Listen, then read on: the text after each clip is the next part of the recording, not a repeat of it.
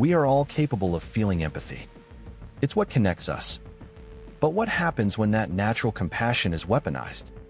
Have you ever known someone who seems to suffer from an endless series of misfortunes, where every problem is always someone else's fault?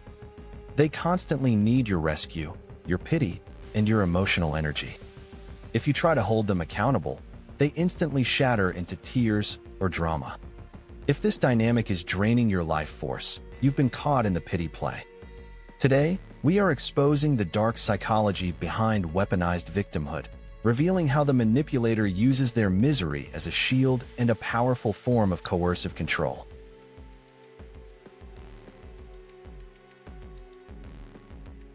The pity play is a sophisticated manipulation tactic where the individual refuses to take responsibility for their own life and instead uses their perceived suffering to control the actions and emotions of those around them.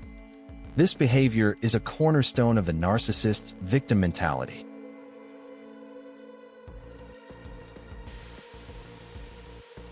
If they are the victim, they can never be the perpetrator. Their self-proclaimed helplessness serves as a perfect defense against any challenge.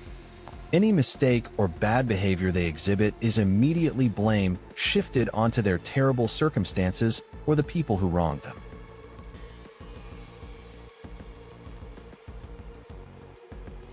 They exploit your empathy, generating so much guilt that you become afraid to set boundaries. You stay, you keep rescuing them, and you endure their poor behavior because you fear the consequences of abandoning someone so fragile. This is how they maintain coercive control and trap you in the toxic relationship cycle.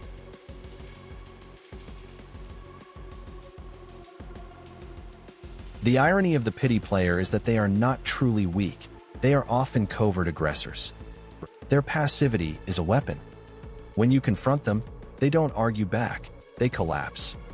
This emotional collapse is their ultimate power move, forcing you into silence and immediate caregiving. This tactic works hand in hand with gaslighting. They distort reality by framing any valid criticism as an attack on their already suffering life. If you point out their inconsistency, they cry and say, "How could you be so cruel when I'm already dealing with so much?" You are left questioning your own motives, believing you were the one who committed the emotional abuse.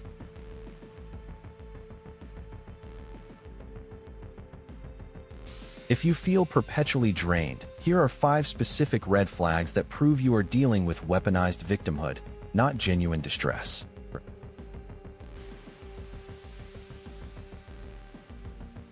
When you try to share a problem or a victory, they immediately hijack the conversation to focus on their own, more dramatic suffering. You sprained your ankle. They might have a terminal illness. You got a small promotion. They lost out on a major opportunity due to a conspiracy. They must always be the person who is struggling the most, ensuring all attention and sympathy remains on them.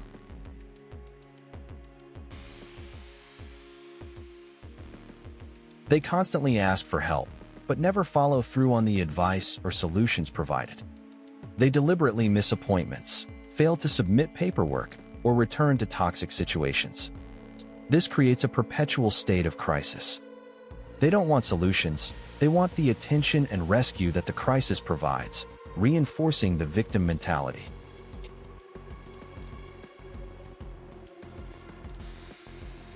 Any attempt to establish a clear boundary is met with intense emotional fallout. If you say, "I can't talk tonight," they respond with, "I guess I'll just have to deal with this alone," or, "I thought you were the only person I could trust, but I guess I was wrong." This emotional blackmail makes you feel guilty for simply asserting a healthy limit.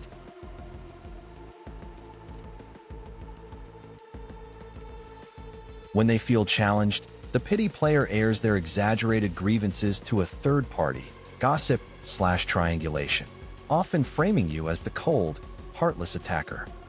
They seek validation for their suffering and enlist others, their flying monkeys, to pressure you into apologizing or resuming the caregiving role. This is a form of covert control that undermines your reputation.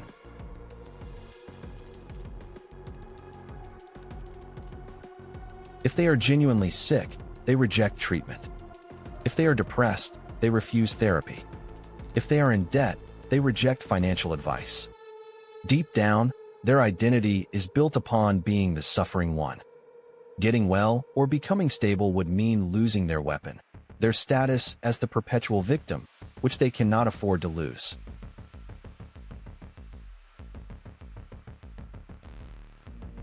The way out of this trap is to shift your focus from rescue to support for accountability.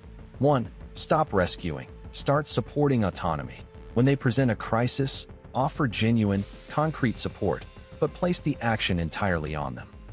Instead of, "I will call the landlord for you," say, "I can sit right here while you make the call." This provides support without enabling the victim mentality. 2. State the consequence, not the emotion. When they use emotional blackmail, acknowledge their distress but hold the boundary. Say, "I hear that you're disappointed, and I care about you, and I am still not available tonight." This breaks the power of the guilt trip. 3.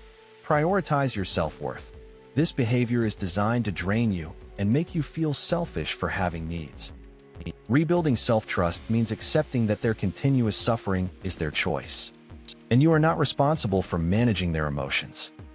Focus on reclaiming your self-worth by investing your energy back into your own life.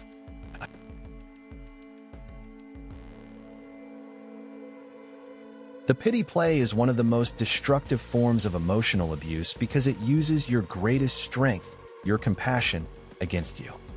True empathy means supporting someone's growth. False empathy means endlessly enabling their collapse. Choose to support their strength, not their suffering.